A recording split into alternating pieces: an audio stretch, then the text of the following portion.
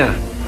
হ্যাঁ হ্যাঁ চেয়ারম্যান সাহেব, এখন দুইজনের কথার লগে আমিও একমত। খালি এরা দুইজন না, এলাকায় সবাই ওরা নিয়ে অভিযোগ দেয়। কিছু কইতেও পারি না, সইতেও পারি না, একমাত্র আপনার পোলা দেখা।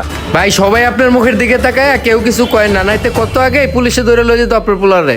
আচ্ছা যাই হোক, আমার পোলা বা আমার ভাই বা আমার বাপ, আমি কিচ্ছু বুঝি না। এলাকার মানুষ আমার ভোট দিছে, এলাকাটা যেন সুন্দর একটা পরিবেশ বজায় থাকে, ভালো ভালো কাজ করতে পারি, এই কারণে মানুষ অনেক বিশ্বাস করে ভোটটা আমার কাছে আমানত রাখছে। তার মানে এটা না যে আমার পোলা উচ্ছৃঙ্খল অরাজকতা করবো, মানুষের লোকে যা তা করবো, তোমার লোকে বেয়াদবি করবো, ওর লোকে বেয়াদবি করবো, এগুলো আমি মানতে পারবো না। এখন যারা আছেন আপনারা সবাই মিলেমিশে একটা সিদ্ধান্ত দেন, ওরা কি করা উচিত। আব্বা তুমি এটি কি কও? এখন ক্ষমতা আছে, ক্ষমতা এখন দেখামু।